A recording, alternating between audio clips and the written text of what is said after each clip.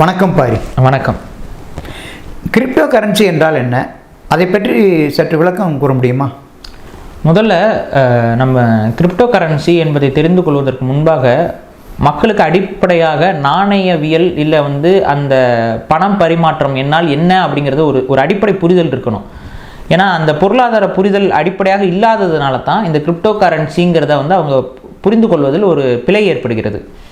அப்போ அதை முதல்ல நம்ம ஒரு சின்ன மேலோட்டம் பார்த்து விட வேண்டும். முதல்ல ஆதிகால மனிதன் தனது பண்ட பரிமாற்றங்களை தொடங்கும் பொழுது அவன் என்ன பண்ணான் அப்படின்னு பார்த்தீங்கன்னா, தன்னிடம் இருக்கக்கூடிய ஒரு பொருள், எடுத்துக்காட்டுக்கு இப்போ ஒரு மாட்டை அவன் வேட்டையாடுறான், இல்லை ஒரு ஆட்டை வேட்டையாடுறான், அந்த ஆட்டுக்கறி இருக்குது. இந்த ஆட்டுக்கறியை கொடுத்து மற்றொரு மனிதன் ஒரு வேல் கம்பு செய்கிறான்னு வச்சுக்குவோம். ஒரு வேல் செய்து கொண்டிருக்கிறான், ஒரு மரத்தை சீவி வேல் செஞ்சு வச்சுருக்கான், ஒரு ஈட்டி செஞ்சு வச்சுருக்கான்.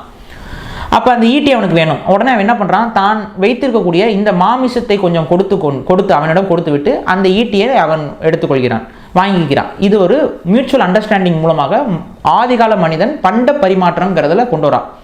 இதுதான் பண்ட பரிமாற்றம். இந்த முறை தான் ஆதிகால மனிதர்களிடம் இருந்த முறை. இது பல ஆயிரம் வருடங்களாக இந்த முறை பயணித்து கொண்டிருக்கிறது.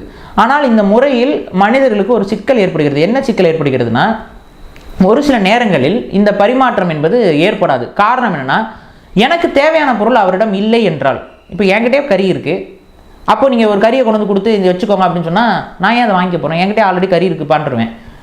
அப்போ என்கிட்ட இல்லாத பொருள் அவர்கிட்ட இருக்கணும்.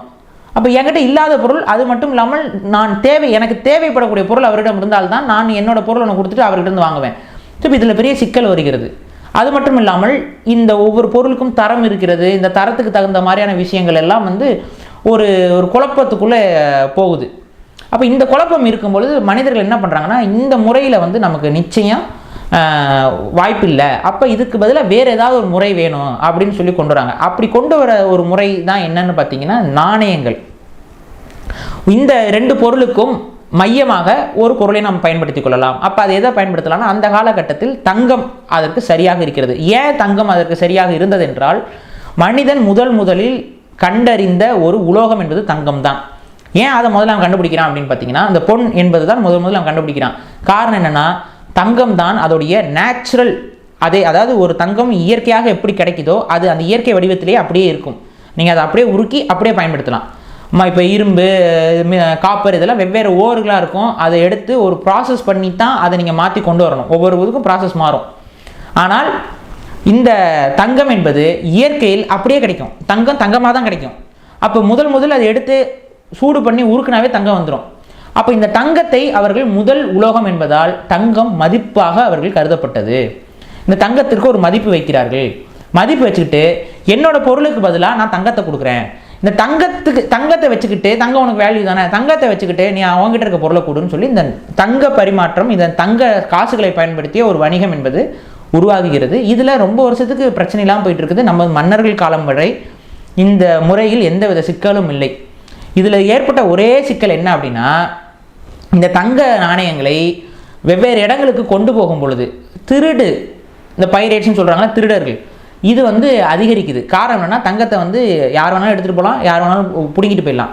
அப்போ இந்த தங்கம் பிடுங்கிட்டு போனால் நம்மளால் ஒன்றுமே பண்ண முடியல, அது கண்டுபிடிக்க முடியல. ஏன்னா பிடுங்கிட்டு போகிற தங்கத்தை அவர் உருக்கி வேறு நாணயமாக மாற்றிக்க முடியும். அப்போ இந்த ஒரு சிக்கல் இருக்கிறனால தங்கத்தை பாதுகாக்க வேண்டிய கட்டாயம் மனிதர்களுக்கு ஏற்பட்டது. பாதுகாக்கனா, ஒரு ஆள் என்கிட்ட ஒரு 2 மூட்டை தங்கம் இருக்குன்னு வச்சுக்குவோம். இந்த 2 மூட்டை தங்கத்தை நான் பாதுகாக்கணும்னா யார் வச்சு பாதுகாக்க முடியும்? ஒரு 2 பேர் 3 பேர் அதுக்கு பாதுகாப்பு வேணும். அப்போ இந்த பாதுகாப்பு எல்லாரும் ஆளுக்கு வீட்டுக்கு ஒரு 2 பேர் 3 பேர் காவலர்களை வச்சோ இல்லை அப்படிலாம் கோட்டைகளை கட்டியோ பாதுகாக்க முடியாது. அப்போ என்ன பண்ணாங்க, பாதுகாக்கிறதுக்குனே ஒரு இடம் வேணும்னு முடிவு பண்ணாங்க. அப்போ தான் கருவூலங்கள் உருவாகிறது. அதை யார் அந்த கருவூலத்தை தீர்மானிக்கிறார்கள்னு பார்த்தீங்கன்னா, அரசர்கள் தீர்மானித்தார்கள். இந்த தங்க காசுகளை பாதுகாக்க வேண்டியது யாருடைய பொறுப்பு? அரசனுடைய பொறுப்பாகவே இருக்கிறது. இந்த அரசன் என்ன பண்ணுறான், ஒரு கருவூலம் என்பதை உருவாக்குகிறான். இது நான் சொல்கிறது இந்தியாவில் தமிழ்நாட்டில் இருந்த நடைமுறை. ஐரோப்பிய நாட்டில் இது மாறுது. அங்கே தான் பேங்கிங் சிஸ்டம் வருது. இதுக்கு இந்த தங்கத்தை பாதுகாக்கிறதுக்கு பதில் அங்கே பேங்கிங் சிஸ்டம் வருது. ஆனால் நம்ம நாட்டில் அது அரசர்களே பாதுகாக்கிறார்கள். அரசங்கிட்ட படை வீரர்கள் இருப்பாங்க, அரசங்கிட்ட கோட்டை இருக்கும், அரசங்கிட்ட கோயில்கள் இருக்குது, பெரிய பெரிய இடங்கள் இருக்குது. பாதுகாப்பாக அவன் கன்ஸ்ட்ரக்ஷன் பண்ணுறான்.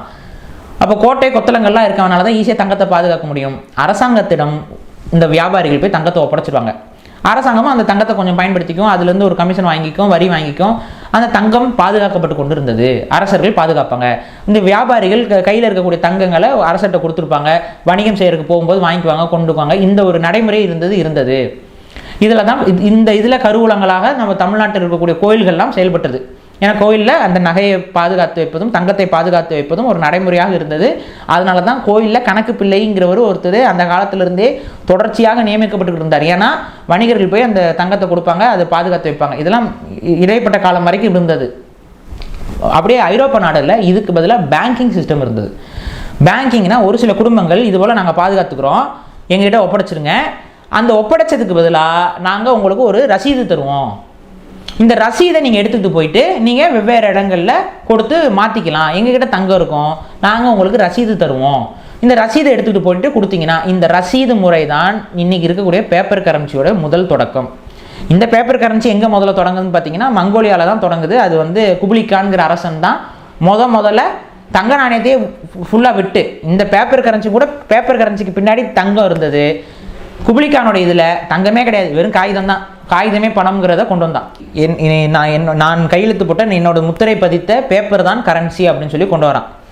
அப்போ இதில் என்னன்னா, அது வரைக்கும் மன்னர்கள் எல்லாருமே என்ன பண்ணிட்டு இருந்தாங்கன்னா தங்க நாணயங்களை பயன்படுத்தித்தான் வியாபாரிகளுக்கு கொடுப்பாங்க. அந்த தங்கம் யாருடைய இது நாணயம்னா, இப்போ வந்து எடுத்து சோழர்கள் இருக்காங்கன்னா சோழர்கள் அவங்களோட முத்திரை பதித்த நாணயம் வரும். அப்போ அந்த சோழர் மன்னர் தான் அதுக்கு நாணயம். நாளைக்கு அந்த தங்க காசுகளை கொண்டு போயிட்டு ஒரு வியாபாரி கொண்டு போய் வெளிநாடுகளில் செலவு பண்ணுறாரு, கொடுக்குறாரு, இந்த தங்க நாணயம் சோழ நாட்டு தங்க காசுகள் அப்படின்னு சொல்லி கொடுக்குறாருன்னா, சோழ நாட்டு தங்க காசா, அதெல்லாம் நாங்கள் நம்ப மாட்டோம், அதெல்லாம் போர்ஜரியாக இருக்கும், நாங்கள் நம்பலை அப்படின்னு ஒருத்தர் சொல்கிறான் அப்படின்னா அதுக்கு யார் பொறுப்பாகணும்? சோழ மன்னன் பொறுப்பாக வேண்டும். அவ்வாறு எவனாவது ஒரு வியாபாரி இந்த சோழர்களுடைய நாணயத்தை வாங்க மறுத்தால் சோழ அரசு என்ன பண்ணும்னா அவனுக்கு எதிராக படை திரட்டும், போய் அவனை அடிக்கும். எப்படா நீ வாங்காமல் இருக்கலாம் என் நாணயத்தை, என் நாணயத்துக்கு மதிப்பு இருக்குன்னு சொல்லி அங்கே நிரூபிக்கும் தனது அதிகாரத்தை பயன்படுத்தி. இப்படி தான் நாணயங்கள் அதிகாரம் பெற்றிருந்தது. நாணய அதிகாரம் என்பது இதுதான். அதனால தான் அரசர்கள் தங்களது முத்திரையை பதித்த நாணயங்கள் வரும். இதுலேயுமே நிறைய ஃபேக்கு இதெல்லாம் வந்தது. பிற்காலங்களில் தங்கத்தை மட்டுமே நம்பி இல்லாமல் அதற்கு அடுத்தபடியாக வெள்ளியை கொண்டு வந்தாங்க, அதுக்கப்புறம் செப்பு கொண்டு வந்தாங்க. இதெல்லாம் அடுத்தடுத்த காலகட்டங்களில், ஏன்னா தங்கத்தோட வேல்யூ ஒன்று வச்சுக்கிட்டு செப்புக்கும் இதுக்கும் அரசாங்கம் ஒரு வேல்யூ கொடுத்து உருவாக்கி விட்டது.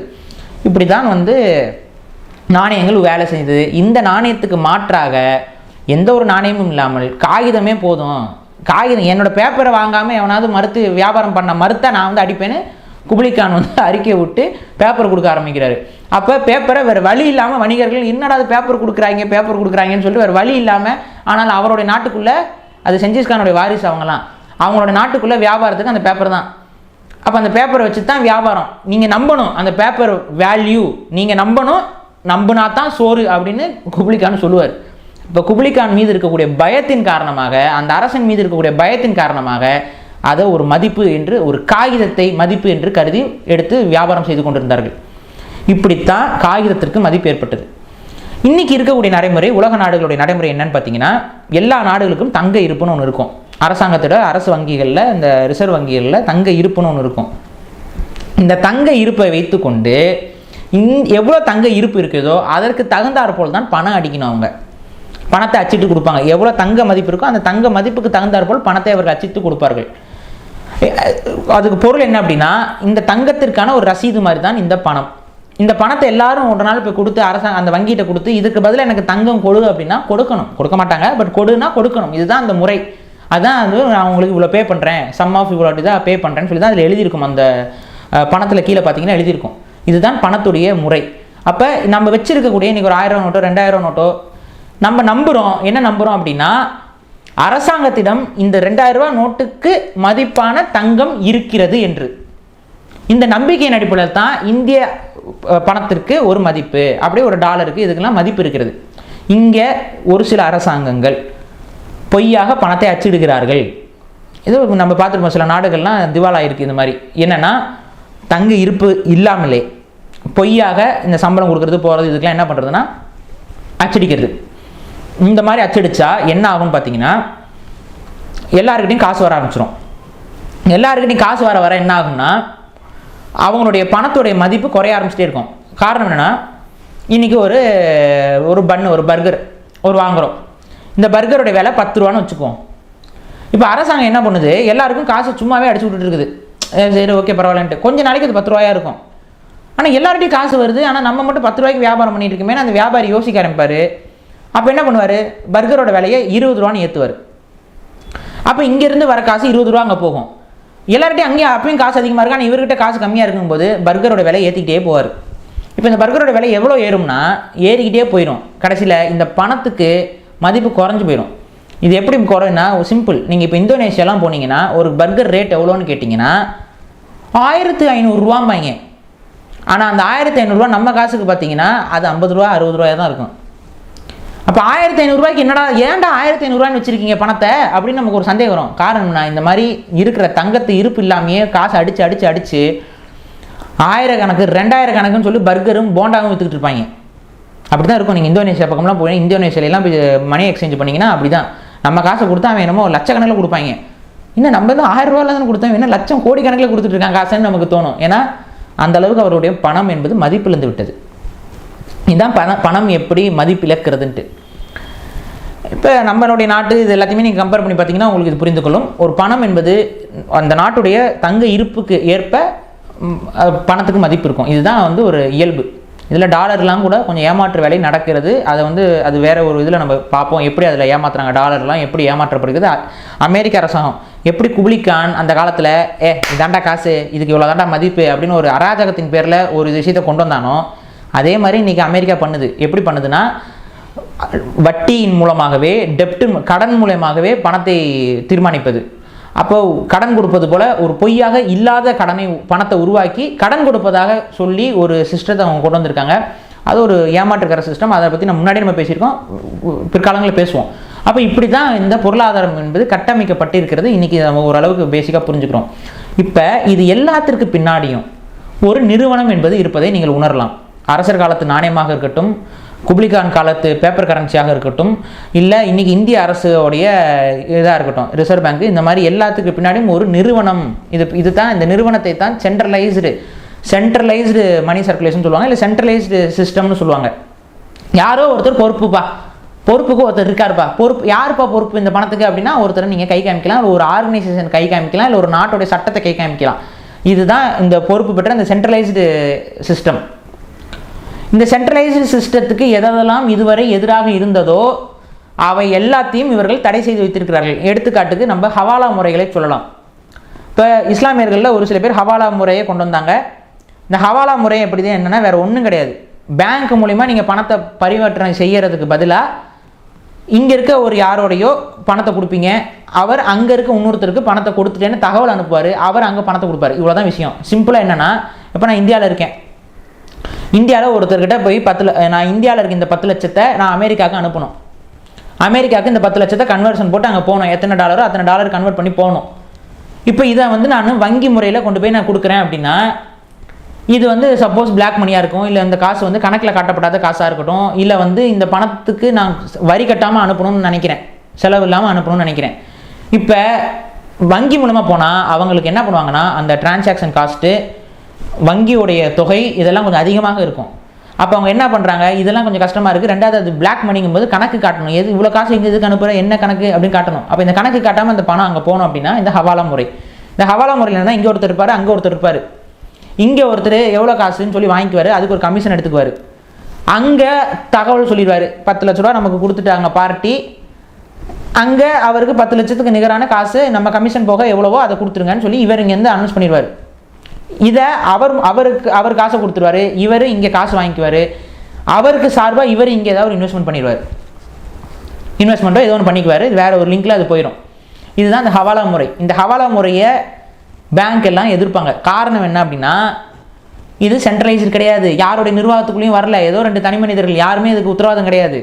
வாங்கினா கொடுத்து தான். இப்படி உத்தரவாதம் இல்லாத இந்த பண பரிவர்த்தனை மூலமாக என்ன ஆகுதுன்னா பிளாக் மார்க்கெட் அதிகமாக உருவாகுது, கருப்பு பணம் அதிகமாக அதுக்குள்ளே போகுது. அது போக மட்டும் இல்லாமல் என்ன சிக்கல் ஆகுதுன்னு பார்த்தீங்கன்னா தீவிரவாத செயல் மற்றும் அரசாங்கத்திற்கு புறம்பான செயல்களுக்கான பணம் பரிமாற்றம் என்பது இந்த முறைகளில் போயிடுது. வங்கி செய்கிற அதே வேலையைத்தான் இவங்களும் செய்கிறார்கள், ஆனால் இது தவறாக போய்விடுகிறது. அப்படிங்கிறத காரணம் காட்டி இந்த சென்ட்ரலைஸ்டு சிஸ்டம்க்கு ஆதரவாக இருக்கக்கூடிய இந்த கவர்மெண்ட் எல்லாம் என்ன பண்ணுது, ஹவாலா முறை இருக்கக்கூடாதுன்னு சொல்லி அதை முழுக்க ஒழிச்சு கட்டுறாங்க. இதே போல தான் உண்டியல் முறையும். உண்டியல் முறை தமிழர்களால் உருவாக்கப்பட்டது, விடுதலை புலிகளால் உருவாக்கப்பட்டது இந்த உண்டியல் முறை சிஸ்டம். விண்டியல் முறை ஈழத்தமிழர்கள் உலகம் முழுக்க இருக்காங்க, அவங்க மூலியமாக காசுப்பட்டோம்னா அவங்க அங்கே எடுத்து கொடுத்துருவாங்க. கிட்டத்தட்ட ஹவாலா மாதிரி. பட் ஆனால் தமிழர்களுடைய இது உண்டியல் என்ற ஒரு முறைமை, இது அவங்க விடுதலை புலிகள் உருவாக்கி வச்சிருந்தது. இது எல்லாமே சென்ட்ரலைஸ்டுக்குள்ளே வராது, யாருமே பொறுப்புன்னு சொல்ல முடியாது. அப்போ இந்த முறைக்கெல்லாம் அரசாங்கம் எதிராக இருக்கும். அப்போ டீசென்ட்ரலைஸ்டு முறைகளாக இருக்கக்கூடிய முறைகளுக்கு அரசாங்கம் எப்பவுமே எதிராகத்தான் இருந்து வந்திருக்கிறது, இந்த கிரிப்டோ கரன்சியை தவிர.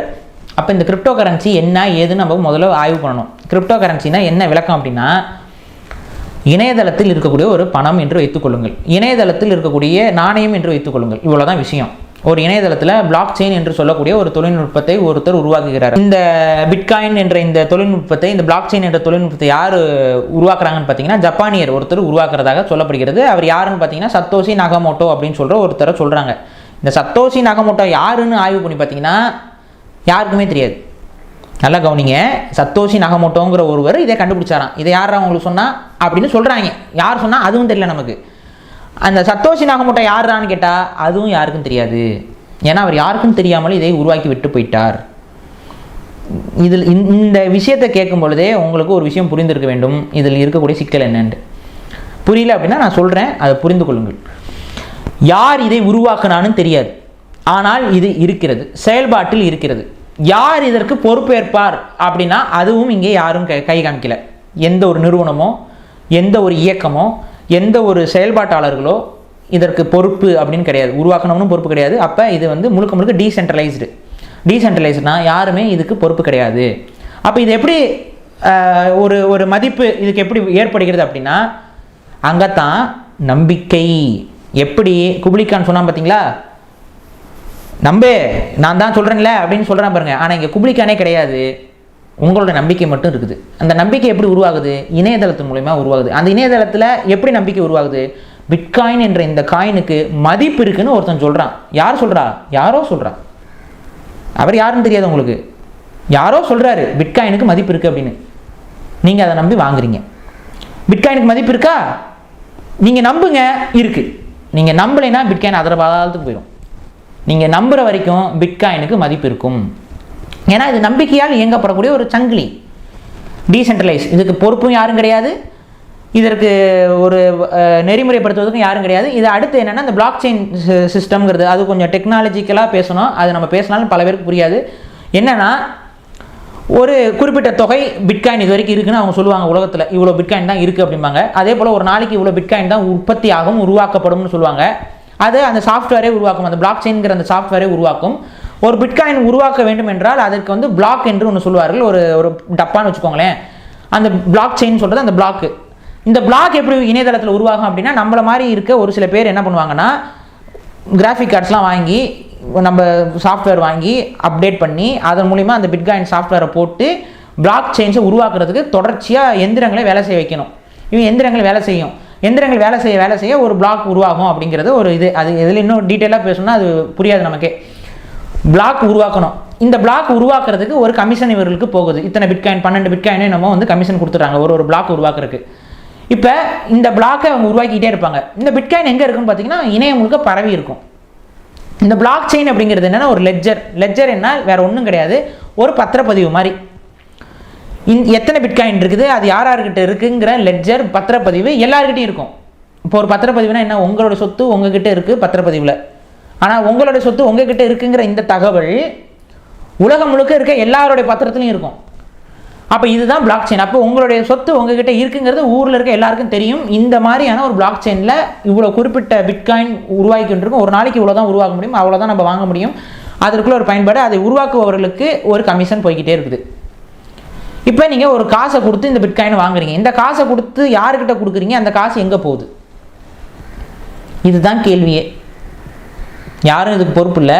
நீங்கள் ஒருத்தர்கிட்ட காசை கொடுத்து வாங்குறீங்க, ஒரு கமிஷன் அவங்களுக்கு வந்துக்கிட்டு இருக்குது அந்த பிட்காயினை பிளாக் உருவாக்குறவங்களுக்கு. ஆனால் நம்ம கொடுக்கக்கூடிய காசு எல்லாம் எங்கே போகிறது? இந்த பிட்காயினில் நம்ம வாங்குற காசு எல்லாம் எங்கே போகிறது? அது இந்த பிட்காயின் மதிப்புக்குள்ளேயே தான் வருது. இதை தான் நீங்கள் புரிஞ்சுக்கணும். அப்போ இதுலேருந்து என்ன புரியுது?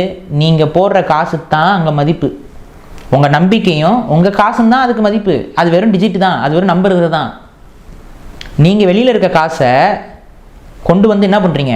இது ஒரு சின்ன எளிமையாக புரியணும் அப்படின்னா, இப்போ ஒரு 10 காயின் பிட்காயின் மொத்தமாக இருக்குன்னு ஒரு கணக்கு வச்சுக்குவோம். ஒரு 10 காயின் இருக்குது, அது ஒரு 10 பேர் வாங்க வராங்க. ஒரு காயின் வந்து 10,000 ரூபா. இப்போ ஒரு காயின் 10,000 ரூபா அப்படின்னா 10 காயின் மொத்தம் எவ்வளோ ஆகுது? 1 லட்ச ரூபா ஆகுது. இப்போ இந்த 1 லட்ச ரூபாய்க்கு 10 பேர் இந்த 10 காயினை வாங்குறீங்க. ஒரு நம்பிக்கையின் அடிப்படையில் இந்த பிட்காயினுக்கு மதிப்பு நம்பிக்கையில் வாங்குறீங்க. இப்போ என்ன ஆச்சு அப்படின்னா, இதில் நடுவில் எவனோ ஒருத்தன் ஒன்று சொல்கிறான். என்ன சொல்கிறான்னா, பிட்காயினோட வேல்யூ இப்போ 20,000 ரூபான்னு சொல்கிறான். இதை நம்பி இன்னொரு 10 காயினை என்ன பண்ணுறாங்க, இன்னொரு 10 பேர் 20,000 ரூபாய்க்கு வாங்குறாங்க. இப்போ இந்த ஒட்டுமொத்த பிட்காயின்களோட மதிப்பு என்ன ஆகுதுன்னு பார்த்தீங்கன்னா 3 லட்சம் ஆயிடுது. ஏன்னா 2 லட்சத்துக்கு புது 10 காயின் வாங்கியிருக்காங்க. ஆல்ரெடி 10 பேர் காயின் வாங்கியிருக்கிறாங்க. அது ஒரு 1 லட்சம் இருக்குது. இப்போ 3 லட்சம் ஆகுது. இப்போ இன்னொரு 10 பேர்கிட்ட வரும்பொழுது இன்னொருத்தன் என்ன கதை சொல்கிறான் அப்படின்னா, இப்போ 20,000 ரூபா இருந்தது, இப்போ 30,000 ரூபா ஆகிவிட்டது அப்படிங்கிறான். 30,000 ரூபா ஆன உடனே 30,000 ரூபா என்னடா அவ்வளோ வேகமாக வளருது அப்படின்னு சொல்லிட்டு இன்னொரு 10 பேர் வந்து வாங்குறான் 30,000 ரூபா கொடுத்து. இப்போ மொத்தம் எவ்வளோ இருக்குது? பிட்காயினோட மதிப்பு 6 லட்சம் ரூபா பிட்காயினுக்கு மதிப்பாக உருவாகி விட்டது.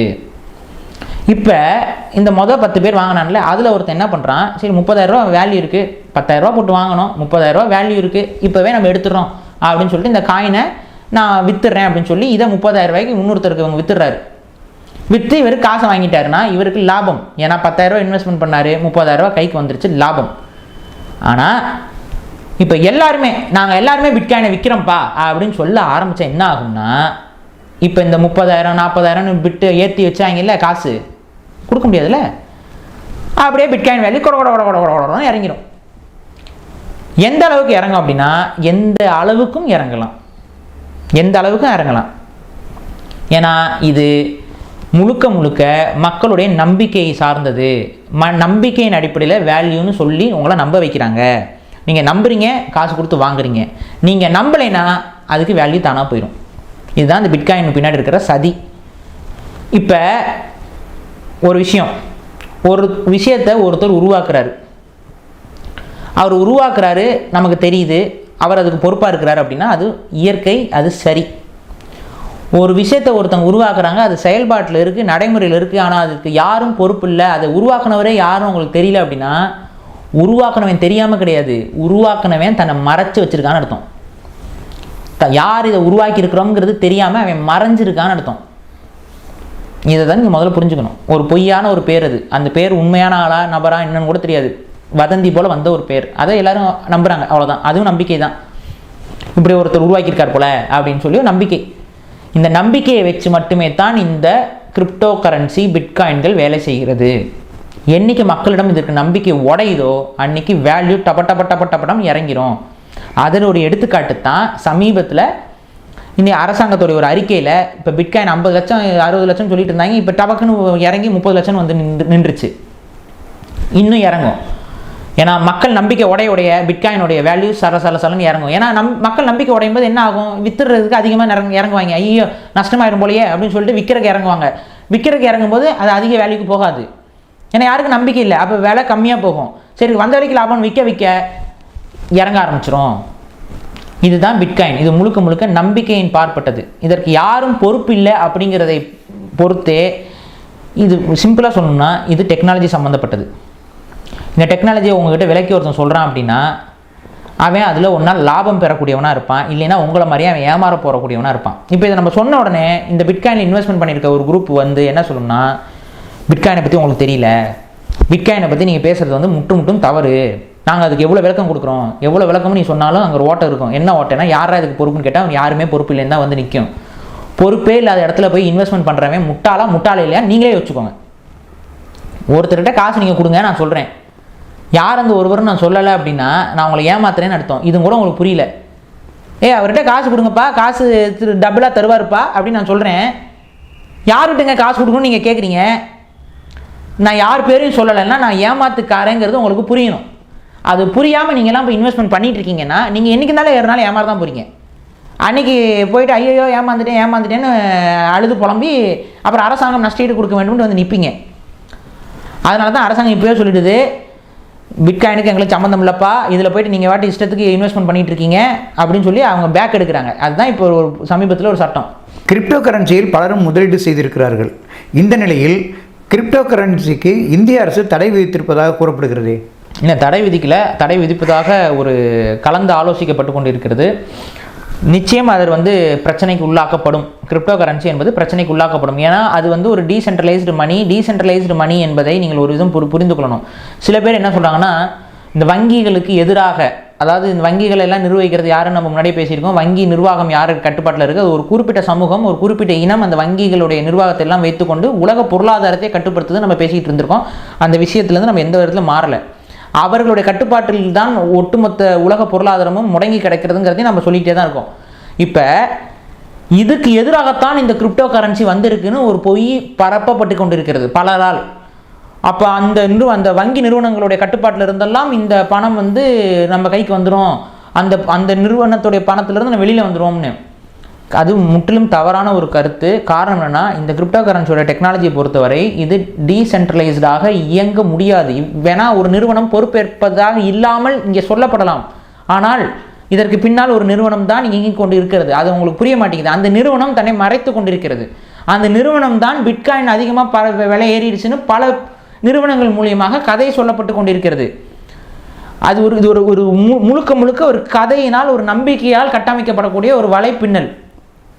இந்த கதைக்கு வேல்யூ இருக்க வரைக்கும் இந்த பணத்துக்கு வேல்யூ இருக்கும். இந்த கதை என்னைக்கு பொய் என்று ஆக்கப்படுகிறதோ, நீங்கள் போட்ட காசு யாருக்கிட்ட போய் வாங்குவீங்க? ஏன்னா பொருளாதாரம் என்ற ஒன்றை மனதில் வைத்துக் கொள்ளுங்கள். பொருளாதாரம் என்றால் பொருள் ஆதாரம். பொருள் இருந்தால்தான் அதற்கு மதிப்பு. பொருளற்ற ஒன்றில் பொருளாதாரம் இல்லை. அதை முதல்ல புரிந்து கொள்ளுங்கள். ஒரு இணையதளத்தில் இருக்கக்கூடிய ஒரு டிஜிட்ஸ்க்கு வேல்யூ கிடையாது. இப்போ நம்ம சொல்லுவோம் காகிதத்திற்கே வேல்யூ இல்லைன்னு நம்ம ஏன் திரும்ப திரும்ப சொல்கிறோம்னா, இந்த காகிதத்திற்கு மதிப்பு இருக்குன்னு அரசாங்கம் சொல்லும் வரைத்தான் அந்த மதிப்பு. நாளைக்கு அரசாங்கம் இந்த பணத்திற்கெல்லாம் மதிப்பு இல்லைன்னு அறிக்கை விட்டுச்சுன்னா, டிமானிட்டைசேஷன் பண்ணும் பொழுது இந்த பணத்துக்கெல்லாம் மதிப்பு இல்லைப்பா, இந்த பணம் தான்ப்பா மதிப்புன்னு சொன்னால் பணம் எல்லாம் வீணாக போகுது. புரியுதா? இப்போ அரசாங்கம் தான் இதற்கு பொறுப்பேற்று இருக்கிறது. இதுக்கு மதிப்பு கொடுக்கணுமா, மதிப்பு கொடுக்கக்கூடாதான்ட்டு. இப்போ இந்த சோகால்டு டிஜிட்டல் கரன்சிக்கு மதிப்பு கொடுப்பது என்ன? அந்த சோகால்டு சாஃப்ட்வேர். நாளைக்கு அந்த சாஃப்ட்வேர் இல்லாமல் போச்சுன்னு வைங்க, இல்லாமல் போக முடியும். ஏன்னால் அது எல்லாமே ஒரு நம்பரு, அது எல்லாமே 10 டிஜிட்ஸ் தான். எல்லா சாஃப்ட்வேரும் எல்லா பண பரிவர்த்தனையும் அப்படி தான் நடந்துக்கிட்டு இருக்கு. நாளைக்கு அந்த சாஃப்ட்வேர் இல்லை அப்படின்னு சொன்னால் அங்கே எந்த ஒரு பொருளும் இல்லை. இம்மி செகண்டில் அதெல்லாம் காணாமல் போயிடும். ஒன்றும் இல்லை, நாளைக்கு எந்திரிக்கிறீங்க, பிட்காயினே இல்லைங்க உலகத்தில், எல்லா பிட்காயினும் ஏதோ ஒரு விதத்தில் காணாமல் போயிடுச்சு, செய்தி வருது, என்ன பண்ணுவீங்க? யார்கிட்ட போய் கேட்பீங்க? பிட்காயின் என்பது உலகம் முழுக்க பரவி இருக்கிற ஒரு ஓப்பன் சோர்ஸில் இயங்கிக்கிட்டு இருக்கக்கூடிய ஒரு எந்திரமாகவே இருந்தாலும் அது ஒரு நெட்வொர்க். நாளைக்கு அந்த நெட்வொர்க் இல்லாமல் போயிடுச்சு அப்படின்னா என்ன பண்ணுவீங்க? இல்லை அந்த நெட்வொர்க்கில் ஏதோ ஒரு பிரச்சனை வந்துச்சுன்னா என்ன பண்ணுவீங்க? அப்போ இந்த மாதிரி பொருளற்ற பொருளாதாரத்தை நம்பாதீர்கள். அதில் தான் நீங்கள் ஏமாறுவீங்க. உங்கள் கையில் காசு இருக்குது, என் கையில் ஒரு 5000 இருக்குது, என் கையில் 10000 இருக்குது, நான் இன்வெஸ்ட்மெண்ட் பண்ணணும்னு உங்கள் கை நம்மன்னு அரிச்சுதுன்னா நீங்கள் செய்ய வேண்டியது என்ன அப்படின்னா, ஒன்றா நிலம் வாங்க முடியுமான்னு பாருங்கள். காசை சேமித்து அங்கே நிலத்தில் போய் இன்வெஸ்ட்மெண்ட் பண்ண முடியுமான்னு பாருங்கள். நிலம் வாங்க முடியல, எனக்கு கொஞ்சம் போக வர்றதுக்கெலாம் கையில் காசு மாதிரி வேணும் அப்படின்னா தங்கத்தில் இன்வெஸ்ட்மெண்ட் பண்ண முடியுமான்னு பாருங்கள். தங்கத்தில் இன்வெஸ்ட் பண்ணால் தங்கத்தை வாங்குங்க. அதை விட்டுட்டு தங்கமே இல்லாமல் தங்கம்னு சொல்கிறாங்களே, இந்த ஆன்லைன் கோல்டு, உங்களுக்கான தங்கம் இருக்குங்க அப்படிங்கிறாங்களா, இதுல எல்லாமே நம்பி ஏமாந்துடாதீங்க. அதுவும் ஏமாற்று வேலையாகத்தான் போய் நிற்கும். இது எல்லாமே ஏமாற்று வேலை. தங்கம் இருந்தால் அவன் உங்கள் கையில் கொடுக்க போகிறான் தங்கத்தை. அவன் தங்கத்தை கணக்கில் கண்ணில் காட்டுறான், ஆன்லைனில் காட்டிகிட்டு இருக்கான், நம்பராக காட்டுறான்னா அது தங்கம் கிடையாது, அது நம்பர் தான். அங்கே தங்கம் இல்லைன்னு தான் அர்த்தம். அப்போ தங்கம் வாங்கணுமா, போய் கடைக்கு போய் இத்தனை கேரட் பிஸ்கெட் எனக்கு வேணும், அது ஒரிஜினல் தங்கமா பார்த்து வாங்கிட்டு வாங்க. இன்வெஸ்ட்மெண்ட், அந்த தங்கத்துக்கு மதிப்பு எப்பவுமே இருக்கும், அந்த காசுக்கு மதிப்பு எப்பவுமே இருக்கும். எந்த ஒரு பிரச்சனையும் இருக்காது. எந்த நாட்டுக்கும் அந்த நாட்டில் ஒரு தங்கத்துக்குன்னு ஒரு மதிப்பு இருக்கும். அது எங்கே போய் நீங்கள் கொடுக்கலாம். அதே போல் நிலம், அரசாங்கம் மதிப்பு வச்சிருக்கு. அரசாங்கமே நினைத்தாலும் நிலங்களை உடனே பிடிங்கிட முடியாது. கோர்ட்டில் கொண்டு போய் கேஸ் போட்டிங்கன்னா உடனே இந்த சட்டம் பேக் ஃபயர் ஆயிடும் உங்களுக்கு. அப்படி யாருக்கிட்டேருந்து பிடிங்க முடியாது. நிலம் என்பது ஒரு தனி மனித உரிமையாக உலக மக்களால் ஏற்றுக்கொள்ளப்பட்டது. இப்போ அதே தான் உலக மக்களால் ஏற்றுக்கொள்ளப்பட்ட நாணயம் தான் இந்த கிரிப்டோ காயின் தான் சொல்ல வரீங்க. ஆனால் அதுக்கு யாரும் உத்தரவாதம் கொடுக்கல. நீங்கள் ஏற்றுக்கிட்டீங்க, நீங்கள் நம்பிக்கை வைக்கிறீங்க, ஆனால் அதற்கான உத்தரவாதம் என்ன? அதுக்கு யாரும் உத்தரவாதம் கிடையாது. அந்த உத்தரவாதம் இல்லாத ஒரு நம்பிக்கை என்பது ரிஸ்க்கு. அந்த ரிஸ்க்கை நீங்கள் எடுக்கிறீங்க. எடுக்கிறது எடுக்காத உங்கள் விருப்பம். ஆனால் இது வேறு ஒன்றும் கிடையாது, கிட்டத்தட்ட ஒரு சூதாட்டம் தான். நீங்கள் எப்படி ஒரு சூதாட்டத்தில் பணம் என்பது உழைப்பால் வரக்கூடியது, பொருளால் வரக்கூடியது, பொருள் ஈட்டுங்கள் தப்பு கிடையாது. ஆனால் இந்த மாதிரி இவ்வளோ போட்டால் இவ்வளோ இன்வெஸ்ட்மெண்ட் பண்ணால் மணிக்கணக்காக வீடியோ பேசுவாங்க. மணிக்கணக்காக கிரிப்டோவில் எப்படி இன்வெஸ்ட்மெண்ட் பண்ணி காசு சம்பாதிக்கணும்னு அவங்களுக்கு சொல்லித்தரேன் அப்படின்ட்டு இதில் இன்வெஸ்ட்மெண்ட் பண்ணுங்கள், நாங்கள் தனி சாஃப்ட்வேர் உருவாக்கியிருக்கோம், இந்த சாஃப்ட்வேரில் போய் நீங்கள் இன்வெஸ்ட்மெண்ட் பண்ணிங்கன்னா உங்களுக்கு இத்தனை ரூபா போட்டிங்கன்னா உங்களுக்கு இவ்வளோ இது வரும், 25% உங்களுக்கு அப்ஸ்கேல் பண்ணி கொடுக்குறோம் நாங்கள், அது இதுன்னு எல்லாம் வாய்க்கிலேயே பேசுவானுங்க. நீங்கள் நம்பி காசு போடுவீங்க, கொஞ்ச நாளில் காணாமல் போயிடுவாங்க. இதில் நிறைய ஏமாத்து வேலை இருக்குது. இதில் ஒரிஜினல் கிரிப்டோவே ஏமாத்து வேலை நான் சொல்கிறேன். கிரிப்டோ கரன்சி இல்லாமே ஏமாத்துறவனும் இருக்கான். கிரிப்டோ கரன்சிங்கிற பேரில் இதை பற்றி விஷயம் தெரியாதவர்களை ஏமாற்றும் கும்பலும் இருக்குது. நான் சொல்கிறேன், ஒரிஜினல் கிரிப்டோ கரன்சியே மனிதத்தை ஏமாற்றும் செயல். நிச்சயம் அது ஒரு நாள் திவாலாகும், ஒரு நாள் அது இல்லாமல் போகும், ஒரு நாள் அதில் பாதாளத்துக்கு போகும். அதனால் தயவு செஞ்சு இந்த மாதிரியான இன்வெஸ்ட்மெண்ட்டை செய்வதை தவிர்த்து புரிதலோடு, பொருளாதாரம் என்றால் என்னங்கிற அடிப்படை புரிதலோடு, பொருள் இருந்தால் பொருளாதாரம். ஒரு வெள்ளி வாங்குறீங்களா, வெள்ளிக்கு மதிப்பு இருக்கும். தங்கம் வாங்குறீங்களா, தங்கத்துக்கு மதிப்பு இருக்கும். ஒரு நிலம் வாங்குறீங்களா, நிலத்துக்கு மதிப்பு இருக்கும். அது மாதிரி வேல்யூ கூட ஒரு வீடு வாங்குறீங்களா, வீட்டுக்கு மதிப்பு இருக்கும். ஏன்னா இதற்கு எல்லாத்துக்கும் பின்னாடி ஒரு நிறுவனம் இருக்கிறது. அந்த நிறுவனம் உங்களுக்கு உத்தரவாதம் கொடுக்கிறது. அந்த உத்தரவாதம் கொஞ்சம் ஸ்ட்ராங்கானது. அதுவும் ஒரு உத்தரவாதம் தான். நாளைக்கு அந்த நிறுவனம், அந்த அரசு நிறுவனம், அரசு எந்திரம் இந்த பணம் செல்லாதுன்னா செல்லாது தான். இந்த நகையை இங்கே இனிமேல் நகை வச்சுக்கக்கூடாதுன்னு சொன்னால் வச்சுக்கக்கூடாதுங்கிற நிலவு வரும். இதெல்லாம் இருக்குது. ஆனால் அட்லீஸ்ட் ஒரு உத்தரவாதம் இருக்குங்க. ஆனால் இங்கே எந்த ஒரு உத்தரவாதம் கிடையாது, வெறும் சாஃப்ட்வேர் தான் இருக்குது. அப்படின்னா அதை நம்பிக்கிட்டு போய்ட்டு காசு இன்வெஸ்ட்மெண்ட் பண்ணிட்டு நாளைக்கு ஐயோ அம்மான்னு அழுதுட்டு இருக்காதீங்க. இது என்னுடைய கருத்து, நான் பதிவு செய்து விட்டேன். இதில் மாற்று கருத்து உங்களுக்கு இருக்கலாம், இல்லை அது நீங்கள் உண்மையாகவே கிரிப்டோ கரன்சி நம்பலாம், இல்லை கிரிப்டோ தான் மானுடவியலுக்கு ஒரு விடிவை ஏற்படுத்தும்னு நினைக்கலாம். மானுடவியலுக்கு விடிவெல்லாம் கிரிப்டோ கரன்சி ஏற்படுத்தாது. மாறாக இப்போ இருக்கக்கூடிய பேங்கிங் சிஸ்டத்தை எல்லாத்தையும் ஒழித்து கட்டிவிட்டு காமனான ஒரு உலகம் தழுவிய ஒரு பணம் அப்படிங்கிற ஒரு கோட்பாட்டுக்குள்ளே தான் இது கொண்டு வந்து விடும். உலகம் முழுக்க ஒரே பணம். இன்றைக்கி வந்து இந்தியாவுக்கு ஒரு ரூபாய் இருக்கிறது, அமெரிக்காவுக்கு டாலர் இருக்கிறது, அப்படி ஒவ்வொரு நாட்டுக்கும் ஒவ்வொரு தினார் அது இதுன்னு வச்சுட்டு இருக்கானுங்க. இது எல்லாத்தையும் இல்லை, அதெல்லாம் இல்லைப்பா, எல்லா காசுக்கும் ஒரே வேல்யூப்பா, உலகம் முழுக்க ஒரே வேல்யூ சிஸ்டம்ப்பான்னு சொல்லி ஒரு சிஸ்டம் வரும் பார்த்தீங்களா? அந்த சிஸ்டத்திற்கான முன்னோட்டம் தான் இந்த பிட்காயின், அந்த காயின், இந்த காயின்லாம். இந்த கிரிப்டோ கரன்சி முழுக்க அந்த இடத்துக்கு கொண்டு போய் தான் விடும். இது யாருடைய செயல் திட்டமாக இருக்கும்னு நீங்கள் நினைக்கிறீங்க? இது மீண்டும் உலக வல்லாதிக்கத்துடைய இந்த ஒற்றை உலக ஆட்சியை கொண்டு வரணுங்கிறவர்களுடைய எண்ணமும் செயல் திட்டமாகத்தான் இருக்கிறது. தயவு செஞ்சு ஏமாந்து தொலையாதீங்க. நன்றி பரி. நன்றி.